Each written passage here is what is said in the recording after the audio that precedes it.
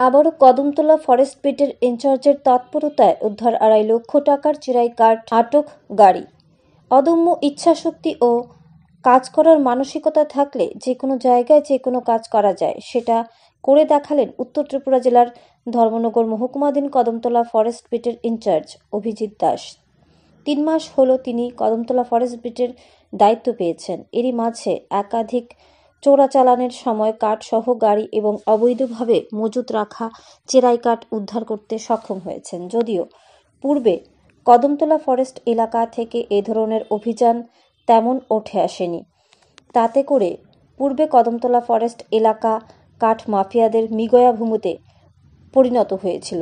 যদিও কদমতলা বিটের ইনচার্জ অভিজিৎ দাস দায়িত্ব নেওয়ার পর কাঠ মাফিয়াদের আস্ফালন অনেকটা হ্রাস পেয়েছে। অনুরূপ বুধবার কদমতলা ফরেস্ট বিটের ইনচার্জ অভিজিৎ দাসের কাছে খবর আসে কদমতলা ফরেস্ট এলাকায় বিপুল পরিমাণে চেরাই কাঠ এনে মজুত করা হবে।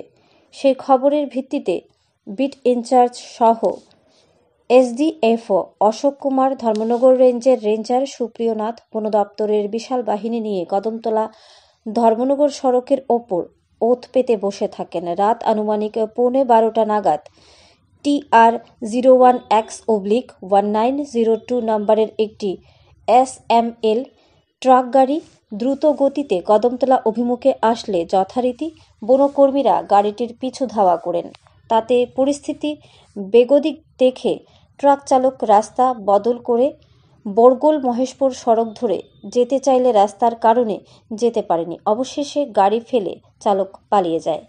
এরই মাঝে বনকর্মীরা ঘটনাস্থলে পৌঁছে গাড়িতে তল্লাশি চালিয়ে 100 ফুট চেরাই কাঠ উদ্ধার করে সাথে আটক করা হয় গাড়িটিকে। এ মর্মে এসডিএফও অশোক কুমার জানান, গোপন খবরের ভিত্তিতে এই অভিযান, তবে কাউকে আটক করা যায়নি। এ কাণ্ডে একটি মামলা হাতে নিয়ে তদন্ত শুরু হয়েছে। অপরদিকে কদমতলা ফরেস্ট বিটের ইনচার্জ অভিজিৎ দাস থেকে জানা গেছে, উদ্ধারকৃত বিভিন্ন সাইজের চেরাই কাঠের বাজার মূল্য প্রায় 2.5 লক্ষ টাকা। জানা যায়, কাঠগুলো কাঞ্চনপুর অথবা আমবাসা এলাকায় সংরক্ষিত বনাঞ্চলের।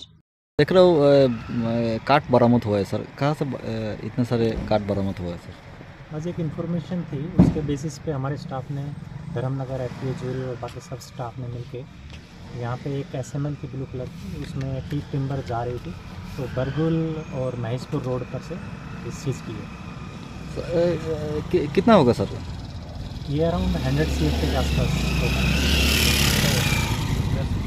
उसके साथ कोई मिला क्या सर? अभी वही एक इन्वेस्टिगेशन करेंगे, उसके बाद में तो फिर जैसा भी रहेगा वो आपको इन्फॉर्मेशन देंगे।